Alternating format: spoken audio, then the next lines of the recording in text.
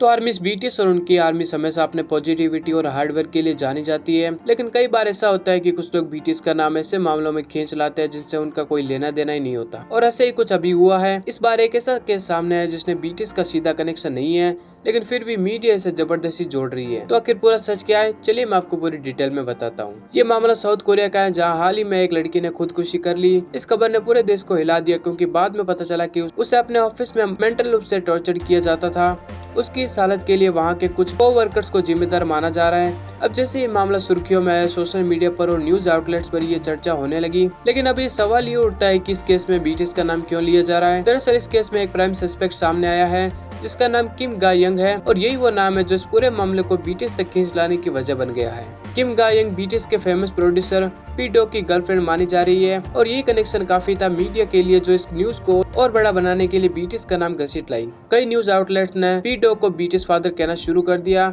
जिससे बीटीएस का नाम खुद ब खुद इस कंट्रोवर्सी में आ गया। अब यहाँ पर हमें थोड़ा रुककर सोचने की जरूरत है, क्या सिर्फ किसी के रिलेशनशिप स्टेटस की वजह से बीटीएस को इस कंट्रोवर्सी में खींचना सही है। पी डॉग ने बीटीएस के कई हिट गाने प्रोड्यूस किए, लेकिन उसकी पर्सनल लाइफ और किसी केस से बीटीएस का क्या लेना देना। आर्मीज का गुस्सा बिल्कुल जायज है, क्योंकि बीटीएस को हमेशा किसी न किसी तरह के फालतू कंट्रोवर्सी में घसीटने की कोशिश की जाती है। पहले भी हमने देखा है कि कैसे मीडिया छोटी मोटी बातों को पकड़कर उन्हें बड़ा बनाती है, और इस बार भी कुछ वैसे ही किया जा रहा है। अब सोचने वाली बात यह है कि अगर किसी क्रिमिनल या किसी सेलिब्रिटी से दूर दूर तक कनेक्शन है, तो क्या उस सेलिब्रिटी को भी उसमें घसीटा जाना चाहिए। अगर यही लॉजिक अपनाया जाए तो दुनिया की हर बड़ी हस्ती को हर छोटे बड़े केस में खींचा जा सकता है, लेकिन ऐसा करना कितना सही है। तो आर्मी से ये तो क्लियर है कि बीटीएस का इस केस से कोई लेना देना नहीं है, लेकिन मीडिया के लिए टीआरपी और सनसनी फैलाना जरूरी लगता है। बीटीएस का नाम जोड़ने से ये खबरें और भी ज्यादा बिकती है, और शायद इसी वजह से बार बार उन्हें बिना मतलब के इस कंट्रोवर्सी में घसीटा जाता है। अब आपका इस पूरे मामले पर क्या कहना है, अपनी अपनी राय कमेंट सेक्शन में जरूर बताएं।